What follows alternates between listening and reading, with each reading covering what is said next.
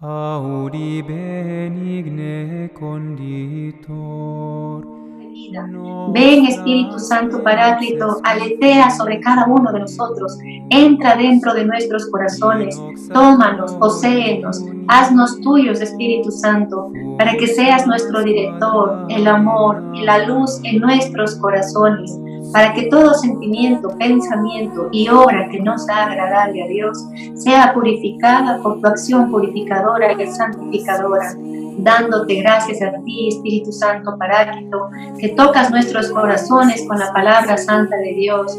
Permite que en este día todo lo que podamos contemplar en la palabra de Dios lo podamos hacer carne para la gloria de Dios y nuestra salvación. Le damos toda la alabanza, toda la adoración, toda la gloria a la Santísima Trinidad, un solo Dios, nuestro dueño, Rey y Señor. Sé tú el conductor del mundo, el gobernador del mundo. Toma tú, Señor, en tus manos esa victoria poderosa de nuestro Señor, para que se derrame en abundantes bendiciones sobre la humanidad entera, para que muchos corazones sean tocados el día de hoy con tu gracia, Señor, con la presencia del Espíritu Santo en tus hijos, para que muchas almas que se encuentren en la oscuridad, en las tinieblas, que se encuentren en la desesperación, en la ansiedad, en la depresión, Señor, les saques con tu amor, con tu bondad, confiando en ti, alegre, Señor, empezamos esta formación el día de hoy. Queridos hermanos y hermanas, entonces buenos días, paz y bien. Que el Señor les tenga con muchísima bendición en este día.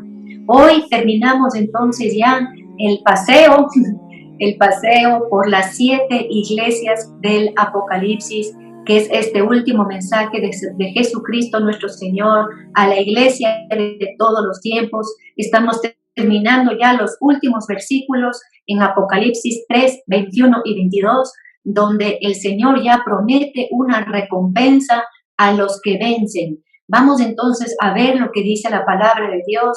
Vamos a ver en esta iglesia de la Odisea que la característica, según lo que está descrito aquí en el libro del Apocalipsis, que era una iglesia rica y por ser rica se había convertido en tibia, en esa riqueza material y en esa riqueza de creerse que tiene todo y de esa creerse que tiene una riqueza espiritual también, que le lleva a esta terrible cáncer, como decía el Papa Benedicto, este cáncer espiritual de la tibieza. Entonces vamos a ver hoy día qué pide el Señor.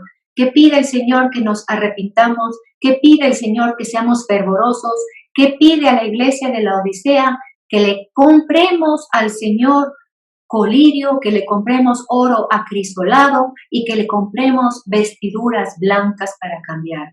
Entonces vamos a ver qué pasa con el vencedor y primero vamos a ver que Jesucristo es el primer victorioso.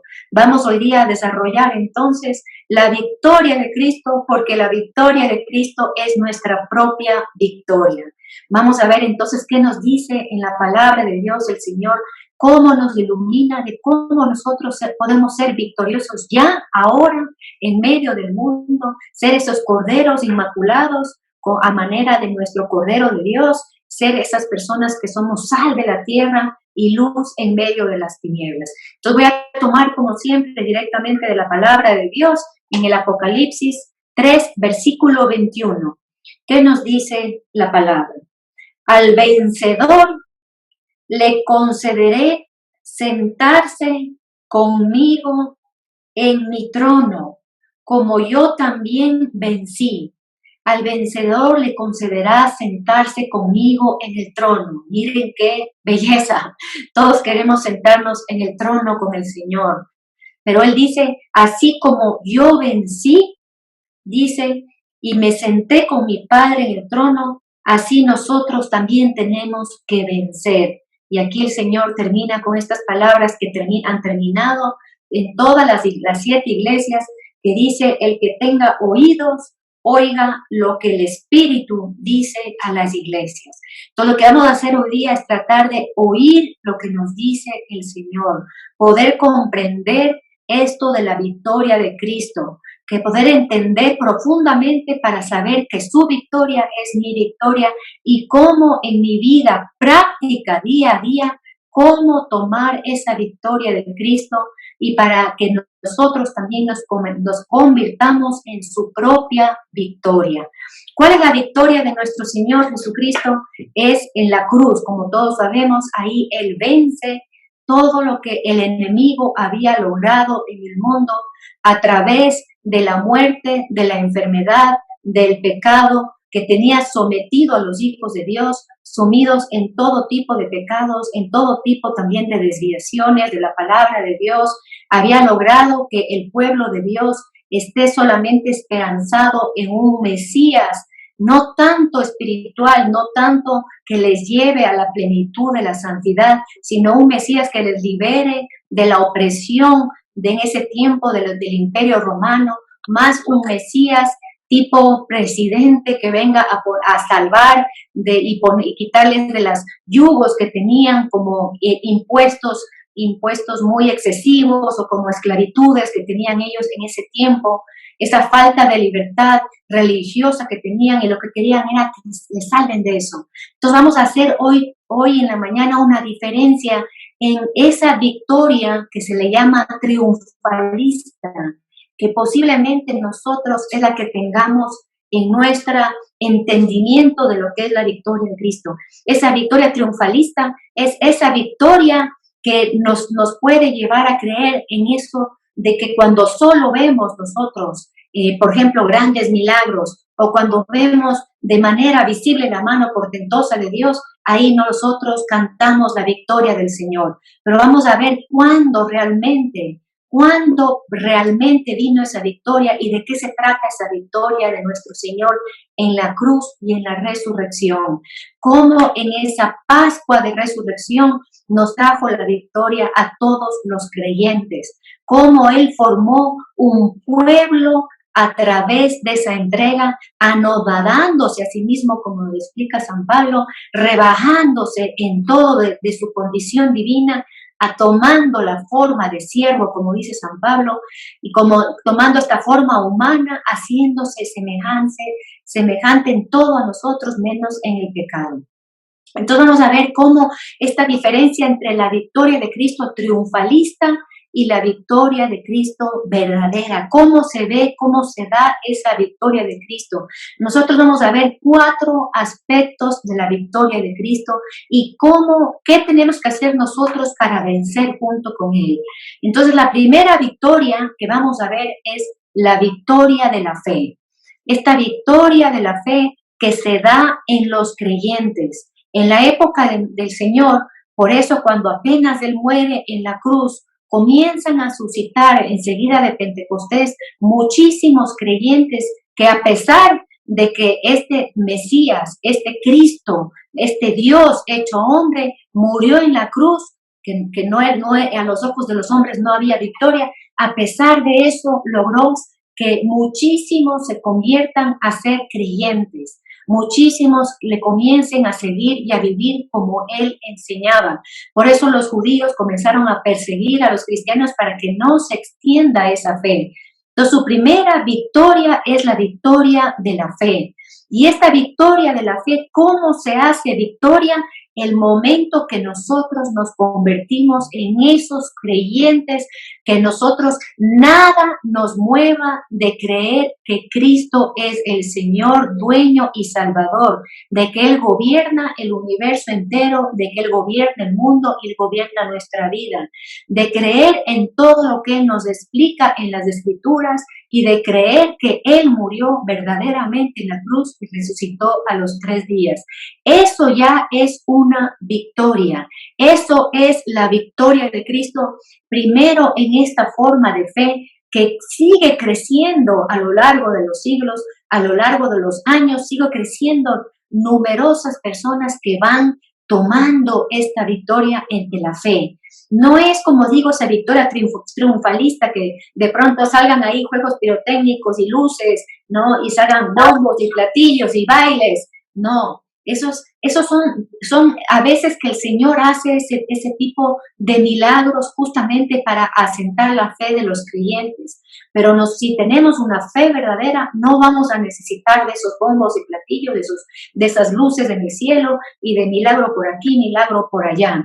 Por eso nosotros vemos en el Evangelio cómo el Señor topaba, ¿no es cierto?, a los hombres, a la fe de los hombres, a través de estos signos, a través de estos milagros, sanando, expulsando demonios, multiplicando el pan, tocándoles a ellos y perdonándoles los pecados.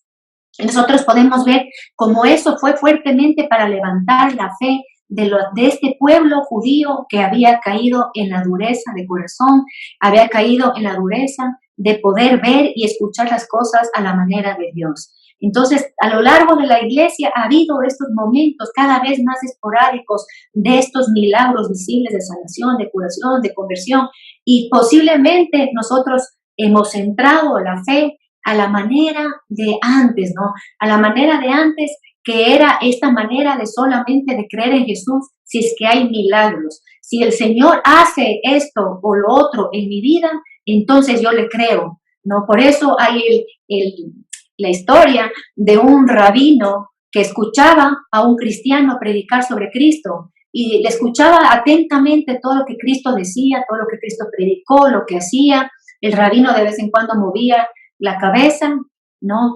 Pero ¿qué terminó diciendo el rabino? El rabino abrió la ventana de su casa, sacó la cabeza y dijo, todo sigue igual en el mundo, no ha cambiado nada, sigue este mundo duro, este mundo materialista, este mundo violento, sigue ese mundo. Sacó la cabeza así y dijo, no es el Mesías.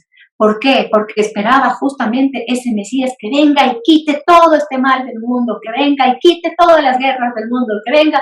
Entonces, si nosotros tenemos esa visión a la manera del rabino, a la manera triunfalista, pues no vamos a encontrar la victoria de Cristo en la tierra, queridos hermanos y hermanas. No vamos a encontrar esa victoria que nosotros tenemos que aprender a ver en todas las cosas y de manera profunda en la fe, de manera que nosotros nos levante ese ánimo y esa esperanza y vivir en la victoria de Cristo para nosotros así vencer. ¿Cuándo se da la victoria de Cristo? Aquí y ahora, perfectamente se va a dar cuando ya venga el reino de Dios, ¿no es cierto? Cuando baje la nueva Jerusalén, ya cuando venga el Señor en su segunda venida, en la parucía. Pero aquí, ahora, nos explica San Pablo que la victoria de Cristo es progresiva. ¿Y dónde se ve la victoria, queridos y queridas hermanas? En nuestros corazones. Ahí se ve la victoria de Cristo. Ahí se ve esa victoria del Señor, eso que hizo Él en la cruz, eso que Él venció sobre esa falsa fe, esa fe de fariseos, ¿no? Que todo era puro ritualismo, pero tenían el corazón lejos de adorar verdaderamente a Dios. Esa fe que de pronto solamente era como algo triunfalista, ¿no? Quería que venga y derrote al imperio romano y se siente en una silla y gobierne y sea ese rey que tal vez se ve en las cabezas de las personas que tienen esta victoria triunfalista, ¿no? Entonces nosotros vamos a ver cómo que no. Y nos podemos poner entonces, por un lado, esta victoria triunfalista y por otro lado, esta percepción del rabino de no ha cambiado nada, todo sigue igual. Entonces Cristo no es el Salvador, no es ese Redentor, no es ese omnipotente, no es este Dios todopoderoso, misericordioso, capaz de mover todas las cosas solamente con su palabra, como nos dice el profeta Isaías. Él lo dice y se hace. Entonces podemos caer en estos dos extremos. Vamos a buscar entonces este centro que es en la victoria verdadera de Cristo. ¿Cuándo se da esa victoria? Entonces, como decía, cada vez que yo, a pesar de que de pronto no veo grandes milagros, grandes sanaciones, grandes curaciones, fuegos pirotécnicos, luces, no, a pesar de que yo no veo nada, posiblemente esté caminando en un valle oscuro, pero a pesar de eso, creo en el Señor y proclamo que el Señor es mi Rey y vivo a la manera de Cristo y procuro siempre seguir lo que Él me dice y hacer su santa voluntad. Ahí se da la victoria, ahí somos victoriosos cada uno de nosotros. Miren qué importante es hacer visible esa victoria y por eso los padres de la iglesia nos enseñan que cada vez que la victoria de Cristo se da en nuestros corazones, y se manifiestan a los hombres, ahí es cuando se ve esa victoria de Cristo. Que en medio de este mundo duro, de este mundo de incrédulos, en medio de este mundo donde hay mucho pagano, mucha idolatría al dinero, al éxito, como nos explicaba Papa Benedicto, Papa Francisco, ¿no? Idolatría a las cosas materiales, a conseguir las cosas aquí y ahora. No tenemos muchas idolatrías de pronto, y tener esos momentos que vemos brillar en los creyentes la fe verdadera y que se van en contracorriente, que piensan distinto que el resto, ahí vemos la victoria de Cristo, hermanos. Ahí vemos la victoria de Cristo, y siempre tenemos que aprender nosotros a abrir nuestros ojos para contemplar esa victoria que viene con poder, que viene con una fuerza inmensa, y que sabemos que esa victoria será definitiva sobre todos los hombres al final de los tiempos. Mientras tanto, tenemos que nosotros manifestar. Nosotros, como decía San Irineo, somos esa gloria de Cristo, y somos esa gloria cuando la victoria de Cristo se da. Vamos a hablar de la segunda victoria de Cristo, es en el amor. En el amor nosotros también, amando como nos pide el Señor en el Evangelio, amando al enemigo, bendiciendo al que le maldice, rogando por quien me persigue y me hace daño, viviendo a la manera de Cristo, nuevamente somos esa victoria y estamos venciendo en un mundo que es lleno de odio, un mundo lleno de egoísmo, un mundo que solamente la persona está pensando en sí mismo, en conseguir las cosas, llegar a metas para sí mismo, para beneficio de uno mismo. Ya vean ustedes cuán victorioso es amar, y en ese amor de Cristo, para que se dé esa victoria de Cristo del amor, poderosa fuerza que es capaz de cambiar todo, que se dé en mi corazón, ya es una victoria. Que se dé en tu corazón es otra victoria. Que se dé en muchos corazones de los creyentes es una victoria inmensa del Señor, y debemos ver cada vez que un hombre, a pesar de que haya sido golpeado por la adversidad, a pesar de que haya sido golpeado por personas que le han hecho el mal, a pesar de eso ama, a pesar de eso perdona, a pesar de eso dice: el Señor está conmigo, no me ha abandonado. Miren ahí la victoria de la fe, la victoria del amor. Qué fuerza tan grande que puede llevarnos a nosotros a sentirnos victoriosos, y debemos sentirnos victoriosos cuando nosotros tengamos en algún momento en esa alabanza que tenemos que tener en nuestra boca y decir: la victoria de Cristo, victoria de Cristo. La victoria se da en ti, se da en mí. Ahí se ve la victoria, porque si vemos con esos ojos carnales, no parecería que no hubiera vencido el Señor en el mundo. No nos dejemos nunca desanimar por lo que vemos, por las circunstancias que nos rodean, por cómo está el mundo. No nos dejemos de vencer por eso, hermanos, porque les aseguro que hay más gente que en su corazón tienen esa victoria de Cristo y viven a la manera del Señor y van extendiendo esa victoria de Cristo. Hay muchísima gente en el mundo, hermanos, que tienen la bondad, el amor de Cristo. Mucha gente vive como pide el Evangelio que vivamos, en ese amor que todo lo espera, que todo lo perdona. Como dice, ¿no es cierto?, San Pablo, 1 Corintios 13, que no busca su propio interés, que todo lo cree, que todo lo espera. En ese amor potente, nosotros, si vivimos así, qué importante llamado que tenemos, queridos hermanas y hermanos, que conocemos a Cristo, que tenemos la bendición en este día maravilloso de decir que conozco a Cristo, que tengo esa fe, que le amo inmensamente. Y qué bendición tener nosotros poder decir: amo a mis hermanos. Y en esa victoria de Cristo tiene que haber unidad, hermanos. En el amor tiene que haber unidad. No puede haber división de ningún tipo. No puede haber ninguna separación con ningún ser humano de ningún tipo. No puede, ni siquiera tú eres de este país, yo soy de este país. Tú eres de este movimiento, yo soy de este movimiento. Tú eres católico, tú eres budista. No puede existir. En el amor hay unidad.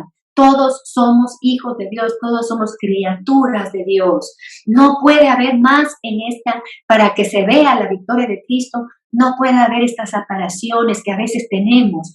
¿no? Los pecadores y yo, ¿no? Esa es la peor separación que podemos tener, además que tiene un corazón muy soberbio, ¿no? Nosotros tenemos que vernos como uno solo. Esa es la oración que ustedes muy bien saben, ¿no? Del Evangelio de Juan, capítulo 17, para que ellos sean uno como tú, Padre, y yo somos uno. Entonces, en esta victoria del amor, en esta victoria que el Señor logró con su muerte y resurrección, tiene que darse su unidad en mi corazón. Ya no puedo estar separada de aquella persona que de pronto no me cae tan bien o de aquella persona que me hizo un mal. No puedo tener esa separación dentro de mi corazón. Tengo que estar unida a esas personas porque el Señor me pide amar. Amar hasta que nos duela, amar, amar y amar, y no con nuestro amor comercial, no nuestro amor que solamente responde a que cuando nos dan algo nosotros también lo damos, sino en el amor de nuestro Señor. En ese amor, como Él nos dice, no hay amor más grande que el que da la vida por sus amigos. Que lleguemos a esa victoria, que nos sintamos hoy victoriosos amando a la manera de Cristo. Vamos a entrar entonces en la tercera victoria del Señor. Como ustedes saben, el Señor vence a la muerte. Y esto nos explica un poco la doctrina de la iglesia, los padres de la iglesia, que nosotros, como también vencemos y somos partícipes de esa victoria de Cristo. Nosotros podemos decir, pero si vamos a morir, todos vamos a morir, ¿no? La gente está muriendo, nosotros vemos eso. ¿Cuál es la victoria entonces sobre la muerte? Sabemos que la total, la perfecta, como digo, será al final de los tiempos, cuando ya nadie va a morir, tendremos vida eterna, ¿no? Pero ahora, ¿cómo vence ese creyente que tiene la victoria de la fe, la victoria del amor? ¿Cómo vence? Venciendo el miedo a la muerte, queridos hermanos. Ese es el signo de que estamos caminando en el camino del Señor, es haber vencido a la muerte. Ese es el último miedo, según la mística de la iglesia, que nosotros debemos vencer. ¿Cómo vencemos? Tal vez podemos tener un miedo natural, ¿no? Al momento de la muerte, pero ¿cómo vencemos para ser victoriosos con Cristo? Él venció, yo venzo porque yo creo en el Señor. Y si Él venció, esa victoria tiene que darse en mí y yo ser victoriosa. Ahí es como yo debo vencer para sentarme en el trono con nuestro Señor. Entonces, ¿cuál es la visión que nos enseña la iglesia respecto a la muerte? Sabemos que en la muerte no termina nuestra vida, sino que nosotros seguimos vivos, ¿cierto? Sabemos que nos vamos, Dios mediante, al purgatorio y bendito sea Dios al cielo, ¿no? Dios no quiera nunca al infierno, pero seguimos vivos.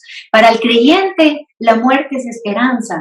La muerte es signo de que de ahí vendrá la resurrección. La muerte es ese paso para nosotros encontrarnos cara a cara con nuestro Señor, donde tenemos ese juicio particular. Entonces la muerte no se transforma en ese monstruo espantoso que antes éramos dominados por Satanás, por el príncipe de este mundo, que nos tenía esclavizados a esa muerte. No, tenemos que ser libres de ese miedo, queridos hermanos. De pronto, como digo, si nos enfrentáramos a una muerte dolorosa, una muerte larga, podríamos tener ese miedo natural, ¿no? Pero enseguida nos tomamos de la fe, nos tomamos de la mano del Señor y sabemos a dónde vamos.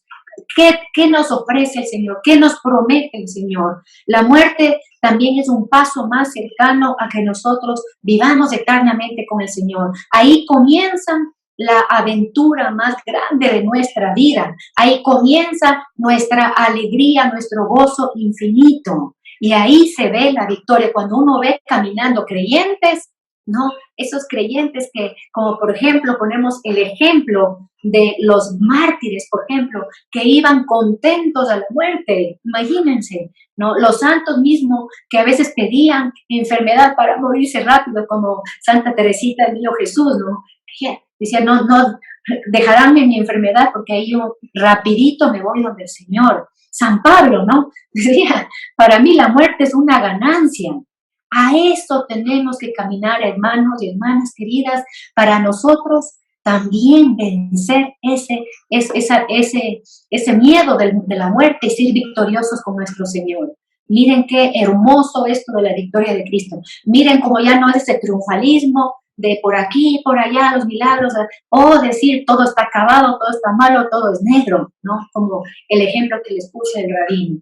Y en esto de aquí también, ya digamos, no pongamos solamente nuestra mirada en estos mártires, en estos santos maravillosos, porque capaz que nos alejamos. Miremos a nosotros cristianos, los que estamos todos los días luchando por ser verdaderamente hijos de Dios, cristianos normales, digamos, cristianos no esos grandes titanes de la fe. No, nosotros sabemos y conocemos, estoy seguro que nosotros conocemos cristianos, nuestros abuelitos de pronto, personas que murieron con una fe, con una valentía y que el momento de la muerte se fueron tranquilos, en paz y contentos, ¿no? Entonces nosotros vemos esa victoria de Cristo. Es una gran victoria, hermanos, es una gran victoria, porque lo que más el hombre teme es a la muerte. Esa es entonces la tercera victoria de nuestro Señor, y esto es bien importante que nosotros consideremos meditando profundamente en esto para entrar en esa victoria, para entrar en esa alegría, en ese ánimo, en esa esperanza que todos necesitamos, queridos hermanos.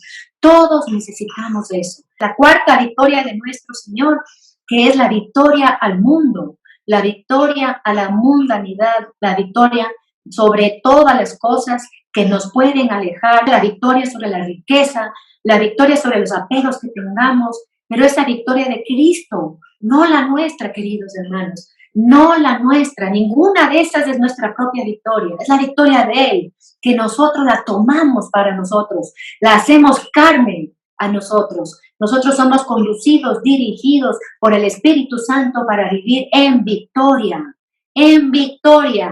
no en derrota ni en derrotismo, ni estar atrapados en pecados, no estar atrapados en vanidades, no estar atrapados en las cosas del mundo.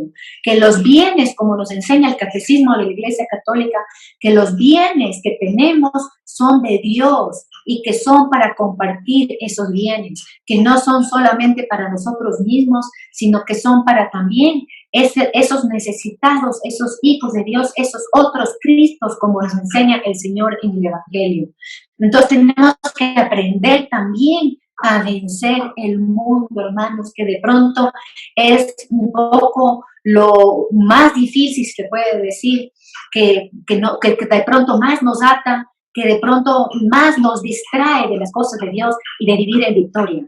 Nosotros tenemos que poco a poco ir caminando para nosotros tener esa victoria y ser vencedores. Por eso aquí el Señor dice, a los vencedores les daré. Está hablando de los victoriosos, y los victoriosos son cuando entran dentro de la victoria del Señor y se ponen ese vestido de victoria y caminan en medio de este mundo, que a pesar de que sea como sea este mundo, ¿no? Este mundo tan materialista que nos distrae todo el tiempo con sus luces, con sus falsas alegrías y sus falsas promesas. Pero nosotros, ¿qué hacemos? Pidiendo la ayuda al Espíritu Santo, que nos quite de todo eso, que nos enseñe lo que es la verdadera promesa que siempre viene de Dios, la verdadera felicidad que viene solo de Dios, y los verdaderos bienes que nos traerán felicidad, que son los bienes eternos, esos tronos que el Señor nos tiene preparado, esa corona que nos tiene preparado el Señor.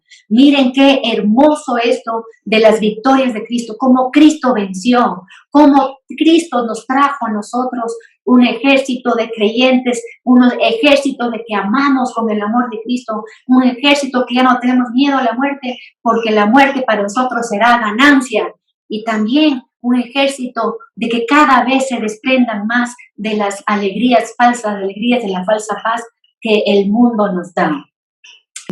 Evangelio de San Mateo, capítulo 19, para un poco ver qué tenemos que hacer concretamente para recibir este premio anunciado a esta iglesia de la Odisea, de sentarnos en el trono del Señor, de sentarnos en su propio trono. Vamos a ver lo que nos dicen los padres de la iglesia, esto es lindísimo, y qué tenemos que hacer nosotros para lograr vivir ahora, no mañana, sin posponer como el espíritu de la tibieza me pueda decir, ahora vivir en esa victoria, queridos hermanos, en esa victoria. También comenzar a ver que todo lo que nos sucede a nosotros, si vivimos en esa victoria, todo es el plan de Dios y que Dios, hasta de las cosas que aparentemente para nosotros puedan ser malas, Él saca un bien, Él saca una victoria. Miren, hermanos, que la gente alrededor nuestro siempre vean esa victoria de Cristo en nosotros. Ahí nosotros tenemos que tener cuidado de que todas estas cosas no mostrar como que nosotros fuéramos los autores de esa fe, ¿no? O los que tenemos el poder de tener esa fe. No, hay una diferencia inmensa entre la fe de los creyentes y la fe de los fanáticos. La fe de los fanáticos, nos enseña la doctrina de la iglesia, es aquella fe que está asentada en sus propios pensamientos de lo que cree sobre lo que es la religión y lo que cree que es Dios.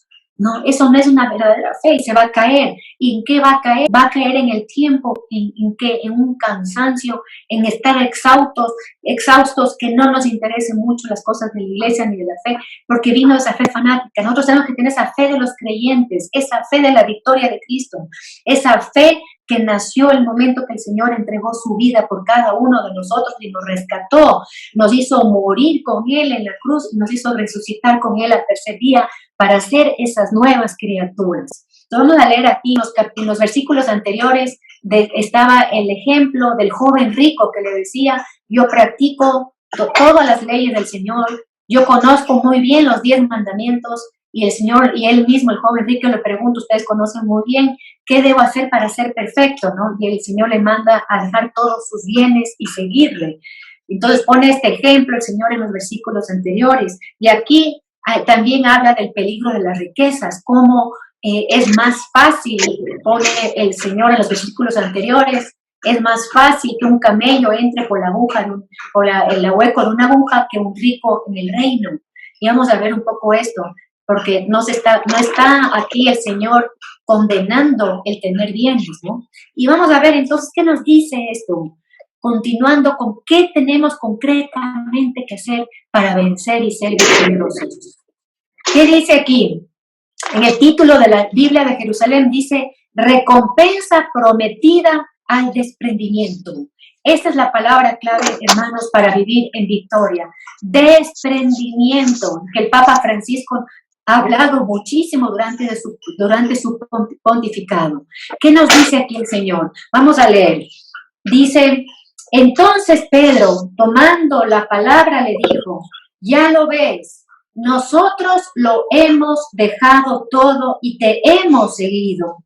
¿Qué recibiremos, pues? Imagínense que le pregunta directamente cuál es mi premio, ¿no? Y Orígenes explica que Pedro, dice, Pedro no es que tenía un reclamo al Señor, dame la recompensa, sino que él, después de haber corrido esa carrera, que es la vida espiritual del cristiano, pedía ese premio que era al final de la meta y decía, ¿no? Con todo el corazón le decía, ¿cuál es el premio? Y aquí vamos a ver qué les contesta el Señor, qué le contesta a esa pregunta de Pedro. Le dice, yo os aseguro, esto es una cosa fuerte que el Señor diga, yo os aseguro, y esto nos está diciendo a cada uno de nosotros hoy en la mañana, que vosotros que me habéis seguido en la regeneración. Vamos a ver entonces, ¿qué es esto de seguirle en la regeneración?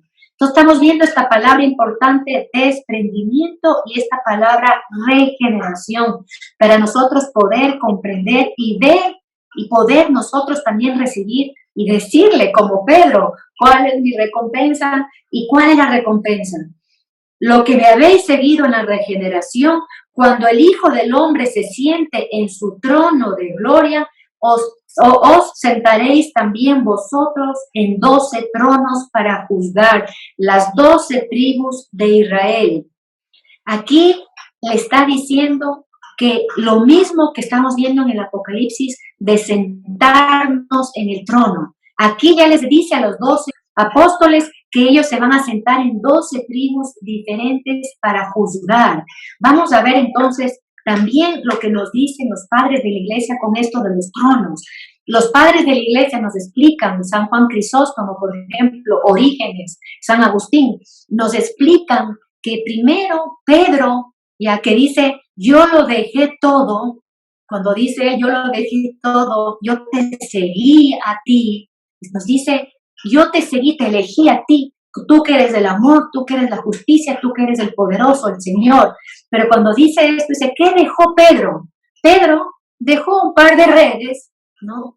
Dejó una barca vieja, no tenía grandes riquezas que dejó. Entonces los padres dicen, no está tanto hablando de cuánto se tiene, porque uno puede tener el corazón bien agarrado al corazón en las pocas cosas que uno tiene. Entonces no se trata, por eso pone este ejemplo a los padres de Pedro, de que deja estas 3 cosas que había tenido Pedro, porque era una persona pobre, humilde, ¿no? Deja estas 3 cosas que el Señor y pone el caso del joven rico que le pide dejar grandes cosas, no puede tener. Dice, no es tanto el cuánto posees, sino que el que tú te puedas desprender de corazón de esos bienes materiales. En algunos casos, ustedes saben, en nuestra iglesia se pide radicalmente esto, ¿no? Como por ejemplo los sacerdotes dejan todo, literalmente todo, y se quedan sin nada y no poseen nada a título personal, pero a los demás, digamos, que estamos en estado de vida casado o que somos solteros comprometidos, o lo que seamos, que estamos viviendo en el mundo, ¿qué nos pide para nosotros desprendernos de estos bienes que nos pueden causar que no entremos en el reino de Dios? Es que nos desprendamos de corazón de ellos. Desprendiéndonos del corazón de los bienes, ¿ya? Nosotros vamos a poder lograr vivir con esa victoria y podremos sentarnos en el trono del mismo Señor. Miren lo que nos enseña Pseudo Crisóstomo, gran teólogo que tiene la Santa Iglesia Católica. Dice que cada creyente cristiano que vence y que vive en victoria, que ha logrado ese desprendimiento de corazón de los bienes materiales que estamos ahorita tocando. Vamos a ver qué otras cosas nos tenemos que desprender, ¿no? Él dice que cada persona, miren, escuchen bien porque esto es bien hermoso, cada persona nos corresponde el trono de uno de los apóstoles del Señor. A cada cristiano, por ejemplo, uno le puede corresponder el trono de Pedro, a otro el trono de Juan, ¿ya? Dice, los que tienen el alma inocente les corresponde el trono de Juan. Los que tienen el alma tenaz de seguir al Señor de fe, dicen los padres de iglesia, Pseudo Crisóstomo, ya le corresponde el trono de Pedro. Entonces nos está diciendo aquí que este camino de desprendimiento nos va a llevar a estos tronos que el Señor aquí en la palabra promete para juzgar a las naciones. Miren qué hermoso, no sé si ustedes ya con lo que les estoy diciendo pueden imaginarse en qué trono, de qué apóstol van a estar. Vamos, tenemos esta promesa, este regalo inmenso después de haber convertido y vivir en victoria, de ser vencedores. Dice, como yo vencí, nos decía el Señor en el Apocalipsis, para sentarnos en el trono. Entonces, cada creyente va a ir a un trono que corresponde a uno de los 12 apóstoles. Tú estás en el trono de Santiago, estás en el trono de San Judas Tadeo, de Pedro, de Juan, ¿no? ¿En qué trono iremos a estar? Pero nosotros para llegar a eso tenemos que vencer. Y para vencer, para vivir en victoria, en esas 4 victorias de Cristo que hablábamos, tenemos que desprendernos. ¿Qué dice el Señor entonces enseguida? Dice aquí, y todo aquel que haya dejado casas, hermanos, hermanas, padre, madre, hijos o campos por mi nombre, recibirá el 100 por 1 y heredará la vida eterna.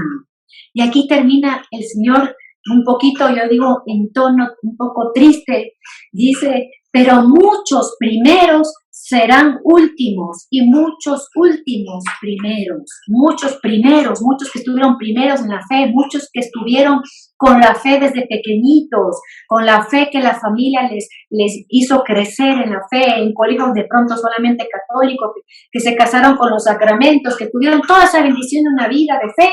terminan siendo los últimos porque abandonan esa fe verdadera, esa victoria verdadera, esa forma de vivir centrados en el Señor, ¿no? Entonces quise aquí abandonar padre, madre y hijos, y la exégesis nos dice esposo, esposa, abandonar.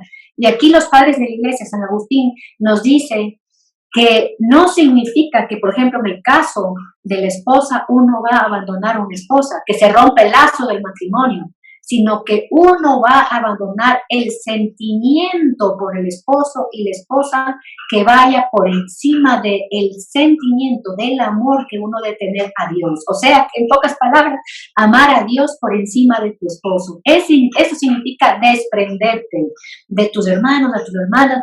Cuando uno hace eso, queridos hermanos, esto también nos dicen los padres de la iglesia que he mencionado, dice, nosotros comenzamos a tener hermanos, no, si nos desprendemos de nuestros hermanos carnales de sangre, vamos a tener miles de millones de hermanos. El Señor nos regalará una comunidad de hermanos como la que tenemos ahora.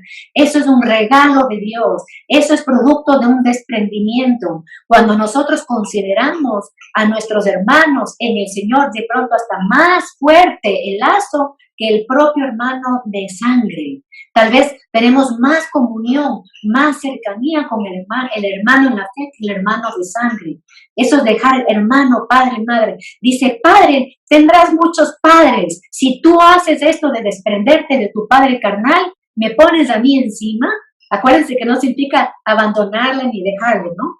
Sino primero amarle a Dios y después a tu papá. Pero si tú haces eso, dice, te regalaré un montón de padres que son, nos dice aquí también San Juan Crisóstomo, que son los obispos, padre obispo, que son los sacerdotes, que les llamamos padres. Imagínense cuántos padres tenemos, queridos hermanos, cuántos padres tenemos por haber hecho esto del desprendimiento. Qué gran familia nos regala el Señor, solamente que si nosotros vivimos en esa victoria que viene del desprendimiento, de primero decíamos de los bienes materiales, y también nos pide el Evangelio de nuestras familias, nuestra esposa, nuestros hijos.